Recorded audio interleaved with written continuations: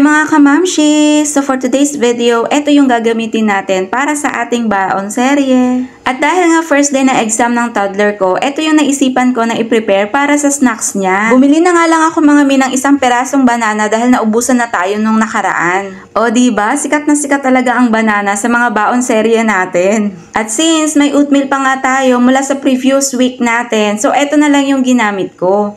Kaya rin pala ito yung napili ko't naisipan ko mga mi kasi meron pa tayong mga ibang ingredients na natira last week. Banana, tsaka nips na pang toppings lang natin ang binili ko dyan na bago. And since meron naman natira yung mga bata na kalahating chocolate, yan na din yung ginamit ko. Since exam nga nila, so naisipan ko na something picky na lang or pa pwedeng mahawakan lang ng anak ko at mabilisan lang na pag-snacks. Ilalagay ko na lang siya sa Reels video ko para mapanood nyo yung full ingredients niya, paano siya gawin. Since limited lang talaga yung oras ko ngayon mga mi sa paggawa ng content dahil hahatid ko pa siya sa school, so mabilisan na lang po ito. Ang kagandahan naman mga mi ng pag-shift ko ng oras ko sa paggawa ng content bago kami pumasok ay mas na ma-maximize ko yung oras ko and namomotivate ako na gawin talaga yung content.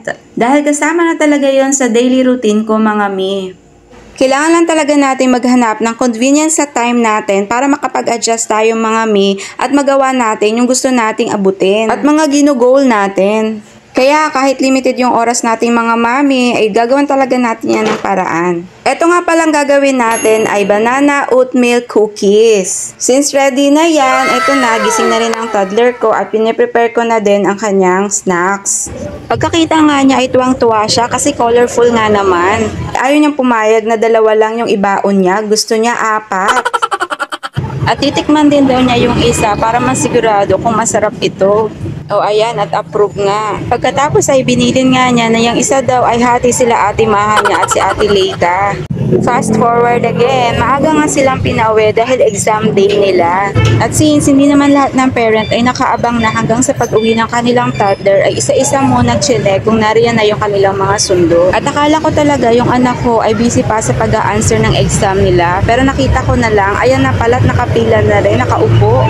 Iniisip ko tuloy kung nasagutan ba niya lahat ng exam nila o kaya sinabi na lang sa teacher na I'm finished. Kaya naman sa daan pa lang ay nagrereklamo na talaga siya na nagugutom na raw siya dahil hindi niya nakain yung snacks niya. Kaya naman nilantakan na talaga niya yan, pati yung kanin niya natira kaninang umaga. At since kumain nga rin ng kanin, may natila pang 2 sa cookies niya kaya sabi niya pang merienda daw niya.